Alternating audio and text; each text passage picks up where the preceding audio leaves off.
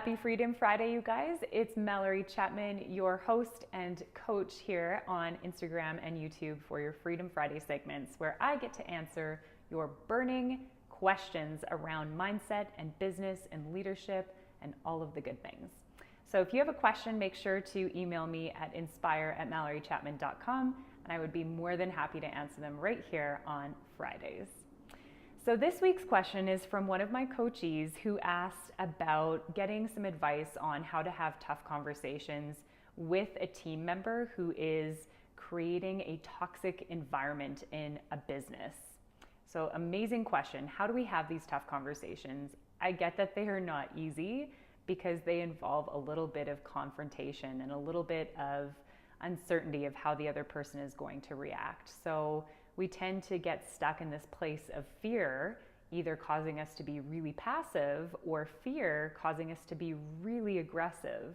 So neither are good things. We don't want to sit there and be walked all over and allow this relationship to erode our business results, our team culture, our environment that we work really hard to create, all of those things. And we don't want to be too aggressive where obviously you're being defensive and you're letting your ego get in your way. So let's go through what a toxic relationship looks like at work.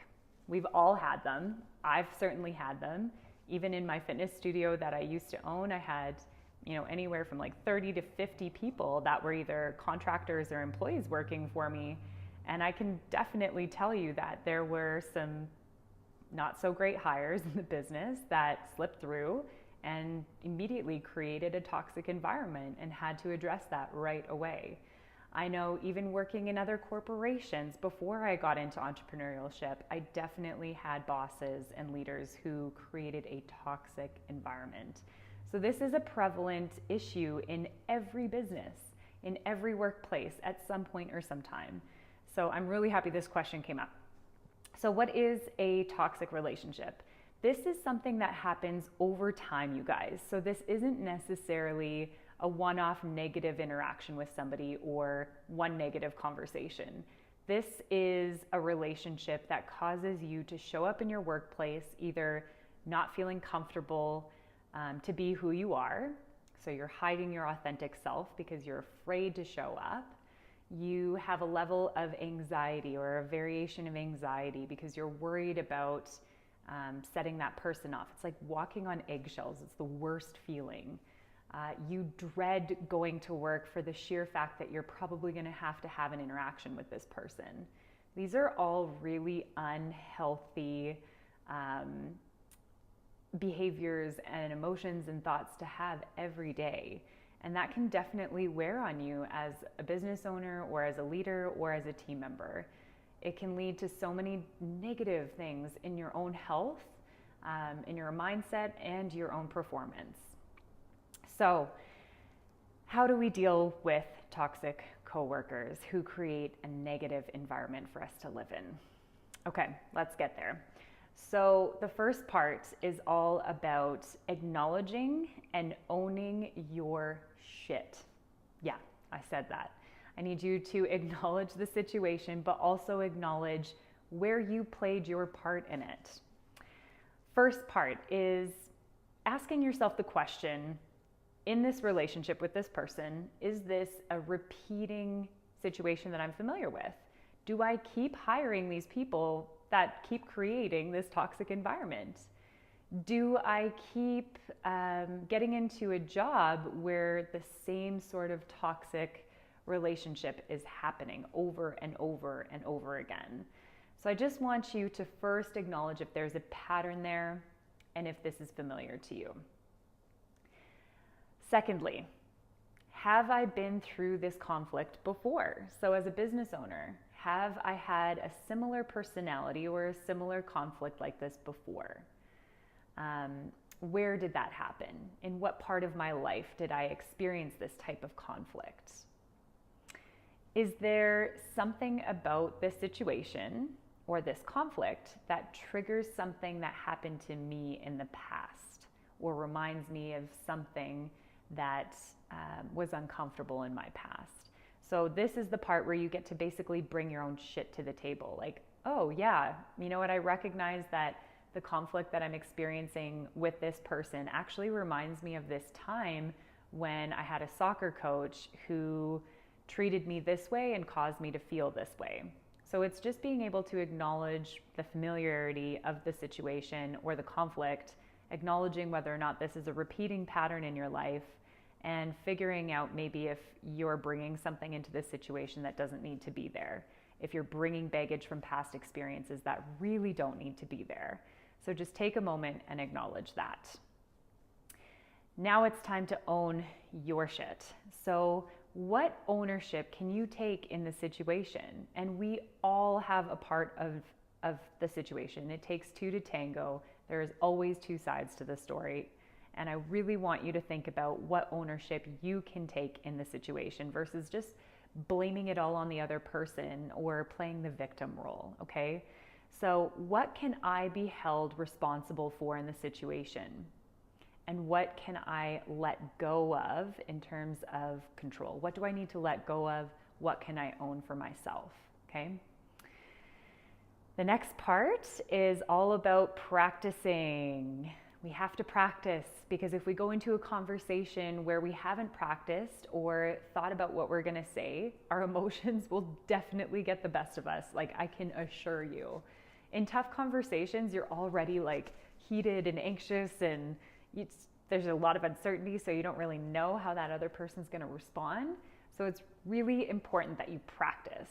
This is actually a key component in what I like to call presiliency. This is a term that I basically made up, but yeah, presiliency is basically preparing yourself with resiliency so that when you're facing a tough situation or a tough conversation or an event, you can bounce forward instead of bouncing back. I'm going to be talking a lot about resiliency over the next few weeks because I have some exciting news about a new offer that is coming very, very soon. On May 1st, I will be launching a new course all about resiliency. So make sure to tune in. Our sales are going to be going live on April 12th, which is amazing. That's next Friday. So we have 1 week to get there. Anyways, back to the point. So before you get to the conversation, there are some steps that you need to take. Number 1, I want you to only have these conversations when you feel cool, calm, and collected. How many times have you gone into a conversation like super heated, and usually you get into a place where you're reacting, not responding, which is not part of building presiliency. We want to be in more of that responsive mindset or mind frame, not a reactionary mind frame. I'm a Sagittarius and I'm a fire sign, so I can definitely get caught in this pattern where if something is bothering me, if there's a conversation that needs to be had and it's struck a core value of mine and I'm really heated about it, I definitely can't have that conversation when I'm in that state of mind, or I can guarantee you it is not going to go well. And I have made that mistake in the past. So only have the conversation when you feel ready to, calm and collected. Also catch yourself on sabotaging the conversation by telling yourself you're never going to be ready. You're going to have to face it at some point if you don't want this toxic relationship to continue. So deal with it. Just try to calm yourself and keep yourself collected. Now, the second part of this whole presilient practice is to essentially accept the outcome regardless of whether it's going to be in your favor or not.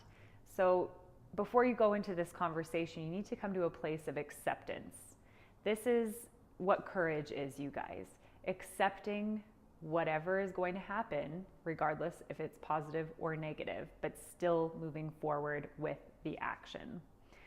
This is really all about you. Having this conversation is about you taking care of your business. To have the confidence to say, yeah, okay, I did everything in my power to make this relationship better, to do what I need to do for my team, do what I need to do for my business, do what I need to do for whatever. I'm going to own this as my effort in taking the step and the action towards making those goals achievable. This is just you owning your business, not trying to go and change anybody else. We can get caught in that bad spiral of trying to change and control people. This isn't about that. All right, so now we're going to talk about the conversation structure. In my course that's going to be coming up on May 1st, Rising with Resiliency, we actually get to talk a little bit about these harder conversations and how to have good communication with people. So this is a good start. So essentially, the first part of your conversation structure is to be able to bring an intention to the table. So never go into a conversation without really having an intention of what you want to achieve within that conversation. And it's really important to be able to tell that person your intention in a positive way. So it's not a conversation that starts off with like, hey, you're creating a lot of shit on our team and I need to talk about that. That's not good. That's not going to be a good way to start a conversation. How about trying something like, hey, Sally Joe.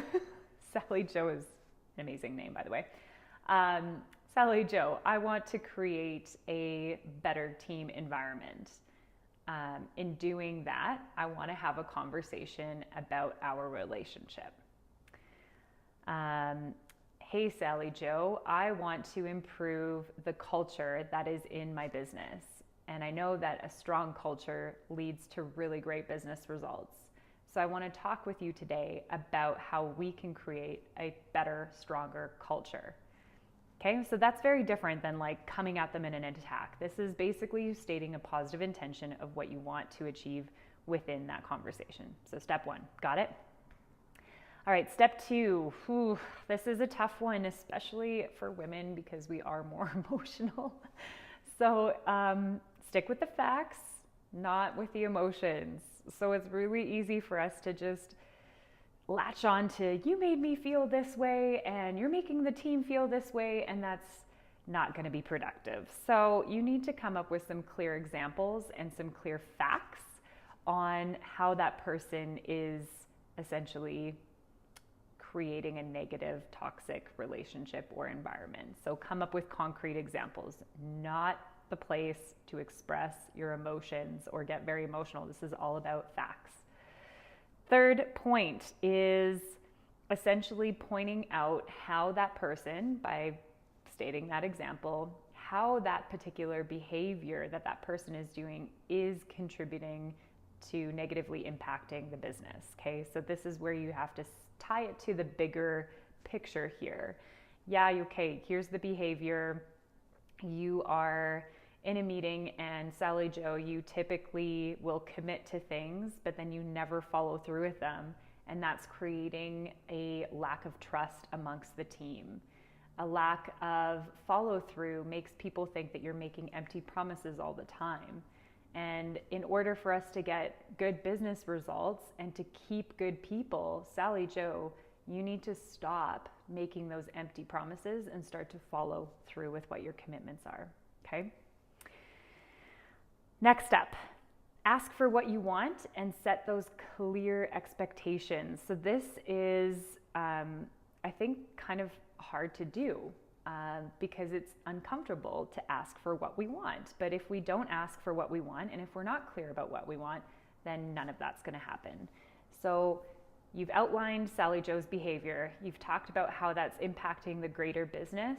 And now you're going to say, Sally Joe, in order for us to accomplish X, I need you to do X. Okay, so fill in that blank. Or I need us to work together in blank way. Okay. The other thing that's really important in this step is making sure that you also express what you are willing to do. So, for example, I will take ownership in making sure that you have the tools that you need to accomplish X. Or I will make sure to be supportive in this process by checking in with you X, Y, and Z, whatever. So this is just stating what you are willing to do, whether that's changing your own behavior, whether that's adding extra support, whether that's establishing some accountability, whatever it is. Just state what you want out of the situation. And then the next part is really about them. So now that you have basically spent the last few minutes talking about them and what the issue is around their behavior. It's time for you to open up the space for productive feedback. So this is where I would say, hey, Sally Joe, I know that there's always two parts to the story, so I'm open to receiving any productive feedback that you have. Is there anything about this relationship that you feel I should be aware of, or anything about this situation that I should be aware of? So you're just opening that space up for somebody to give you productive feedback. Caveat: some people will take this opportunity as a place to react in an unprofessional and immature way, and sometimes that happens. So you need to be prepared for that. You need to be prepared to accept some feedback that might sting a little bit. But this is where you can set a boundary and say, this isn't exactly productive feedback. Can you think of any feedback that is constructive versus negative feedback? And that sort of thing, okay? Last but not least is to make an agreement. So figure out a mutually beneficial action plan together. So for us to have a healthy relationship, these are the ways that I know that we can work within together. I'm going to own my part, you're going to own your part, and then essentially plan for any obstacles. So if I see this continued behavior, if it makes sense to add in remediation, do that. If it makes sense to schedule in a follow-up call just to see how things are going and progressing, do that. But this is all about the place of like sealing the deal, getting clear on what each party is going to be doing, agree to it, and then set up any remediation or follow-up that needs to happen. All right, this is all about courageous communication, you guys. Like I said, tough conversations are tough conversations for a reason. It is not overly comfortable to have these conversations. There's a level of uncertainty, of unknown, of how people are going to react. But if you practice this resiliency conversation method, this will really help you in breaking free from, again, that having to show up to work in an anxious way, having to sabotage your business results because of this relationship, having to have a team that feels more broken or a culture that feels broken when it really doesn't need to be. So the more you avoid having these conversations and repairing these toxic relationships, the longer all of that is going to be prolonged for you. So be brave, be courageous, have these communication strategies in your back pocket so that you can confidently show up to these tough conversations. Thank you again for submitting your question. If you really enjoyed this segment and you want to hear more just like this, like I said, on May 1st, I am going to be launching an exciting new program called Rise with Resiliency. Our sales go live on April 12th, which I am super excited about. So we're going to be talking a lot about leadership, a lot about how to build resiliency and a resilient mindset in your business and your life to really level up those areas. So thank you again for joining, you guys. I hope you have an amazing rest of your Friday, and I can't wait to connect with you next week. Submit your questions at inspire@mallorychapman.com, and I will see you soon. Bye for now.